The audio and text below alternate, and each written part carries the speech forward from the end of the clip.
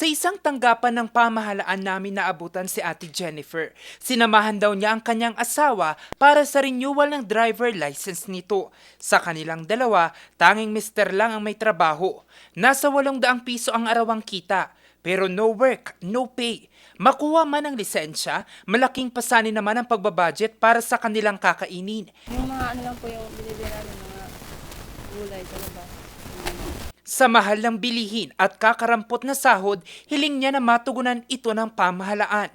Yung mga trabahador po, dapat po maayos po ang pagsahod kasi yung mga pamilya po nila, kailangan po nilang mga pagkain araw-araw. Isa lang si Jennifer sa 45% ng mga Pilipinong sang-ayon na dapat tutukan ng Administrasyong Marcos ang pagtataas ng sahod. Base ito sa isinagawang pag-aaral ng Okta Research noong last quarter o sa huling 3 buwan ng taong 2025. Pero kung si Mary Joner ang tatanungin, dapat rin daw pagtuunan ng pansin ng pamahalaan ang isyu sa korupsyon.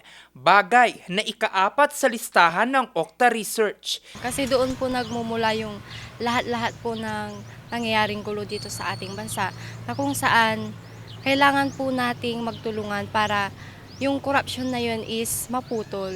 Kabilang din sa mga lumabas sa pag-aaral ay ang pagtugon ng pamahalaan sa pagpapababa ng presyo ng mga pangunahing bilihin at pagkakaroon ng kalidad at libreng edukasyon.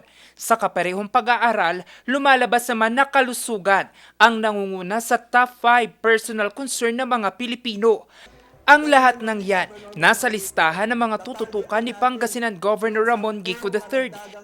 Katunayan, 20% mula sa higit 8 bilyong pisong budget ng Pangasinan sa taong 2026 ang nakalaan sa sektor ng kalusugan.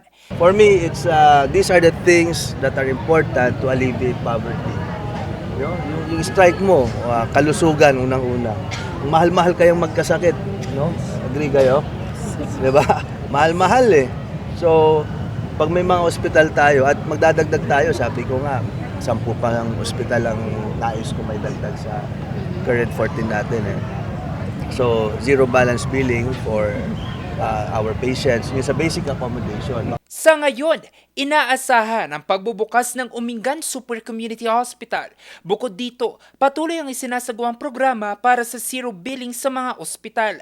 Nagpapatuloy din ang pagtugon ng probinsya sa pagpapabuti sa buhay ng mga magsasaka at pagpapababa ng presyo ng mga pagkain sa pamamagitan ng corporate farming at ang pakikipagtulungan pa ng Pangasinan Polytechnic College sa iba't ibang institusyon para mabigyan pa ng libreng edukasyon at oportunidad ang mga Pangasinense.